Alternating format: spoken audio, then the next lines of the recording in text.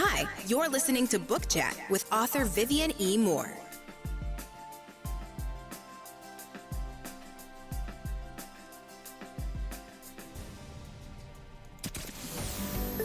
Welcome, everybody, to this week's episode. We really appreciate you joining us. This podcast really shows us how we can all learn, live, and thrive off of each other.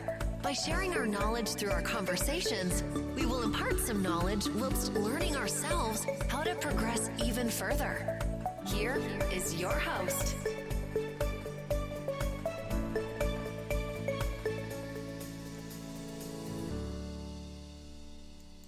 Hello and welcome to Book Chat. I am your host, Dr. Vivian E. Moore. I hope you had a great week. I hope you're having a great weekend. I hope the weather is absolutely lovely where you are, because it was today. It was just perfect for being out and about.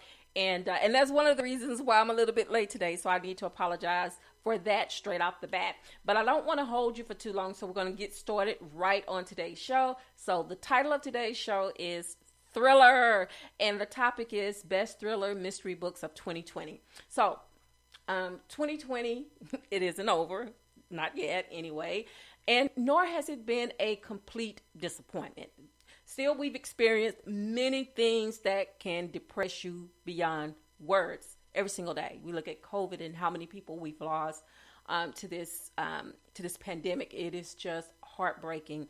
And to listen to the families and listen to the doctors and nurses who have treated these patients, it just absolutely it breaks my heart, and if you don't have compassion for what's happening, then I just don't know where your heart is, if you even have a heart, if you don't feel some type of way about everything that's happening. But I have something for you today that will lift your spirits, and perhaps it may give you an excellent outlook for the remaining months of 2020. So, most of you know that I am a romance writer and reader.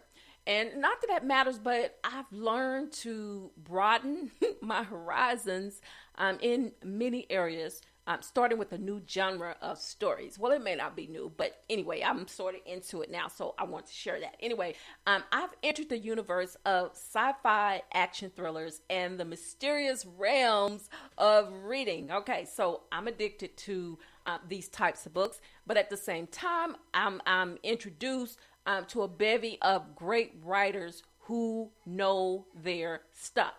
So if you haven't started your Christmas shopping yet, allow me to suggest buying audiobooks or ebooks for the avid readers in your family. You can even purchase the hardcovers if you want to, but I just feel as though the audiobooks and the ebooks, and a lot of the ebooks come with the audio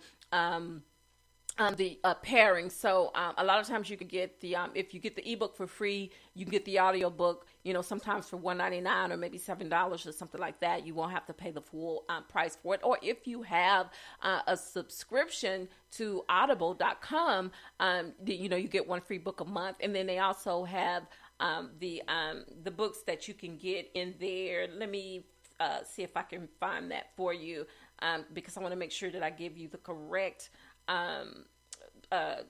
purchasing name of these other books that you can get, because they have a list. Let's see.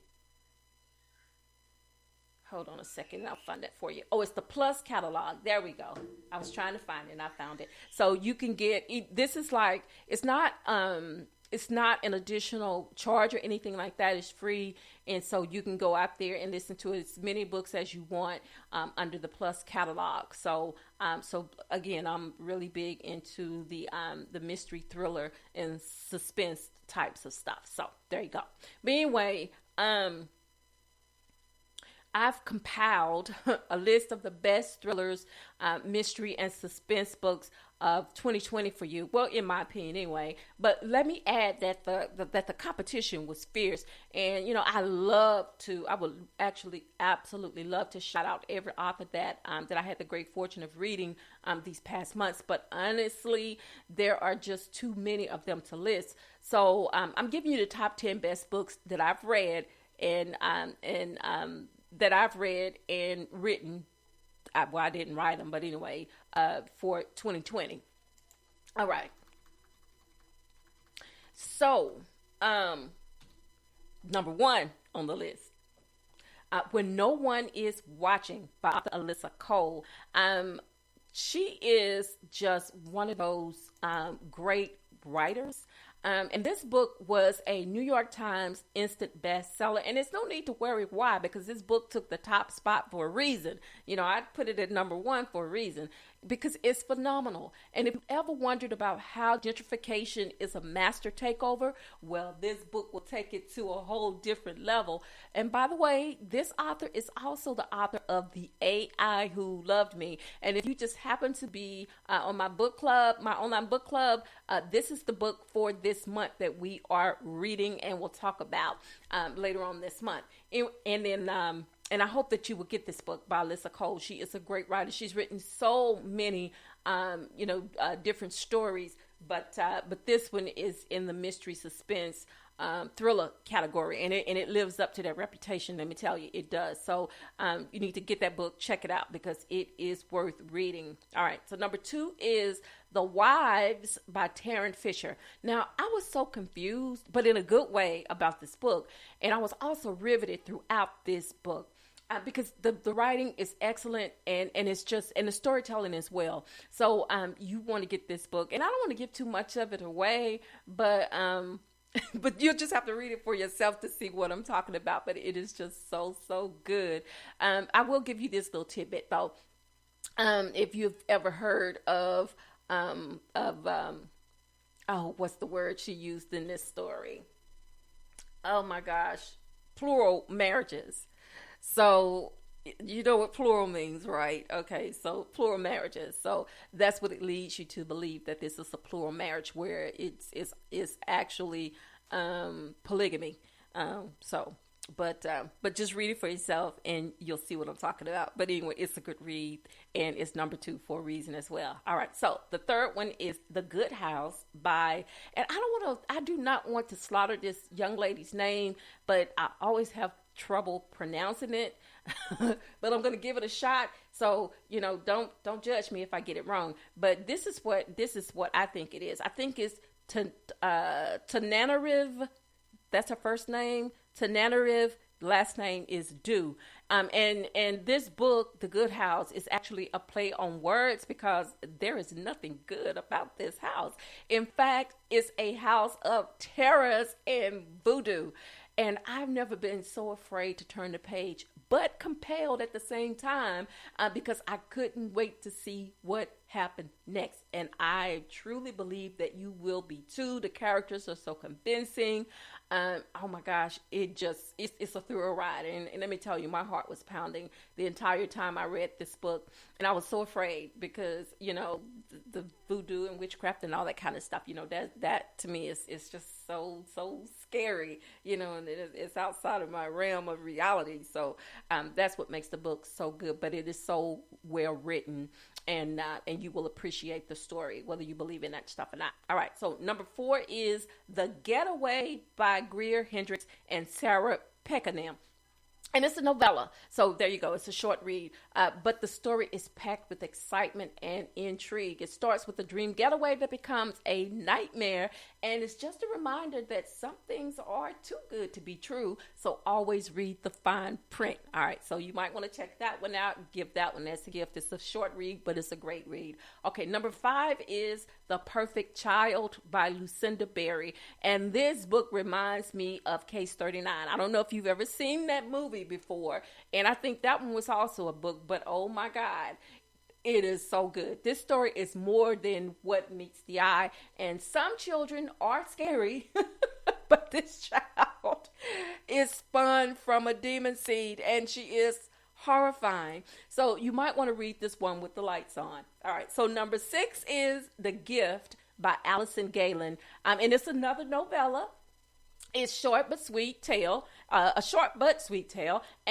this one is about an 8-year-old daughter of 2 affluent parents that goes missing, and so they call in a psychic to help find her. But you start to wonder, is the psychic talented, or does he know more than he lets on? So this book it's a quick read, but still it's got some twists and curves in there that that will sort of have you confused until you get to the end, and then you find out what's going on. So there you go. All right, so number 7 is The Best of Friends by Lucinda Berry, and this book will have you guessing who done it throughout the entire story. 3 boys, a gun, one child is dead, another one is severely injured, and the surviving child is unable to speak or tell the parents, his parents or the other 2 boys' parents, what happened. This is an awesome read, and it really goes deeper than than what I'm letting on, and you really should read it for yourself because it is such a great book. And it really, it touches the heart in so many different ways. It's a mystery, it's a suspense, it's a thriller, but still it's one of those books that pulls at your heartstrings. So, especially when you get to the end of the story and you find out what really happened. But again, it's just a great read. All right, so number 8 is In Her Shadow by Mark Edwards. Now, this book is mysterious as they come. A woman has doubts about the death of her sister, and when her young daughter starts sharing details about her death, it creates more doubt about what really happened. So you want to check this book out too, because it is really, really good. And you talk about suspense. Oh yeah, this was just chocked full of suspense. So number 9 is The Other Wife by Clara McGowan. And it is such a tangled weave of tales. Caught up in their secret and lies, these strangers will soon realize they have more in common than they could ever imagine. And when a shocking event brings them together, their lives will never be the same again. So The Other Wife, make sure you get this book. It is so good, and I would not kid you on it. Number 10 is When I Was You by Minka Kent. So I'm just going to give you the synopsis. This is the book synopsis. So I just copied and pasted. So, if you check the book out and you see this, I didn't write this part because I was running out of time today, folks, trying to get to the show to make sure I got the show in today. So anyway, Brienne is a recluse, and after a terrible accident, she doesn't go anywhere, but still the growing confidence in her new routine is shaken when she stumbles across unsettling evidence that someone else is living as her. Same name, same car, same hair, same clothes. She's even friended her family on social media. To find out why Brienne must leave the safety of her home to hunt a familiar stranger, you have to read this book to find out what's going on. When I Was You. All right, so those are the 10 books. My top 10 thriller, suspense, mystery books of 2020. I have read so many, but like I said earlier, there is just no way for me to list them all in 15 minutes or less. But I just wanted to give you a good go of of the books that are out there that are excellent reads. And, if you just take a few minutes out of your day to go out there and take a look at this list, and if you need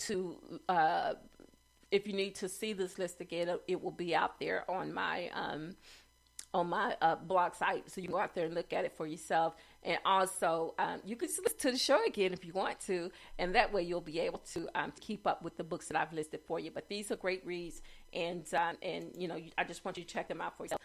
A lot of them are bestsellers. The majority of them are bestsellers. So, they're on the New York Times, bestseller list. So, and I didn't choose them because of that, but I mean, they just happen to be, on that list, and they deserve to be there because these are very good reads. So, if you just want to get them for yourself or get them for family, or friends for the holidays, you have maybe, a couple people in your lives or in your family that are hard to buy for, and if they read, then I'm sure that they would appreciate getting one of these books as a gift or a stocking stuffer for Christmas. All right, so before I let you go, I want to make sure that I give you these URLs. So, of course, the first one is to Spreaker, and that one is at https://www.spreaker.com/user/author Vivian Moore. You can also follow me on all social media. That is Facebook, Twitter, and Instagram.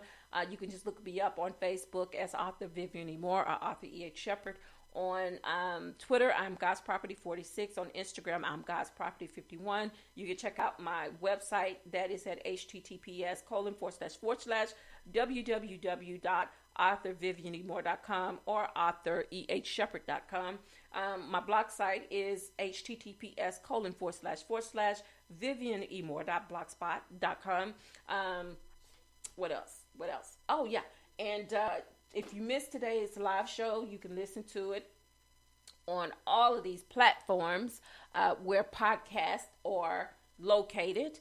Of course, Spreaker, Apple Podcasts, iTunes, Spotify, iHeartRadio, Google Podcasts, Castbox, Deezer, Podcast Addict, Podchaser, YouTube, SoundCloud, and JioSaavn. So those are all the places where you can find Book Chat with Author Vivian E. Moore on all of those platforms. And there may be a few more that I'm not aware of, but if you find them, just let me know. And also, when you go out there, just like the show, give it a few stars, if you will. And and just reach out to me and let me know that you listen to the show. We have surpassed the 7,000 downloads, so I'm glad about that. And hopefully, maybe before the year is out, maybe we can reach 10,000. Let's try for that. If not, hopefully the first half of 2021. So I'm looking forward to that, and I hope you are too. And also, tomorrow's worship day, so I hope that you're looking forward to to getting a little worship time in your life, because Lord knows we need it. Like I said again, 2020 is not over yet. We're still in the midst of it. We're still in the midst of this pandemic, but there is some good news, on the horizon. So, we have to wait for that, but it's coming. Everything takes time, but, with all things, some things are just worth waiting for. And this is something that we truly, truly need, because again, we've lost so many people to this illness, and it's just devastating. It really is. But also next week is Thanksgiving. Next Thursday is Thanksgiving. And I know that, that the CDC is asking everyone to scale back, and not do huge family gatherings. Just do it with the people that, that are within your household, and don't have a lot of people coming over. And I know for a lot of people, because I'm traditional as well, that's a hard sacrifice to not be able to congregate with your family, but it's the safest way to ensure that by not congregating for Thanksgiving, maybe you'll get to do it another year. So, again, it's something to look forward to, and we need to be safe. We don't want anyone to get sick. We don't want to lose any more people from our households if we can help that. And we can definitely help that by, doing what the CDC has suggested we do. We all have to make sacrifices, but, we just have to, you just have to do it from different households. My sister and I, our families always get together each and every holiday, and Thanksgiving is no exception, but this year it is. So, so we have to devise ways to still do things as a family, but do things as a family separately, because it's for the greater good that we do that. We don't like it, but, we want to stay safe, and we want to keep everyone else safe as well. So, just keep that in mind, and also tell someone that you love them, because tomorrow is not promised. Today may be the only chance you get to say that. So I love you. I hope you love me back. Until the next time you hear my voice, God bless you, and goodbye.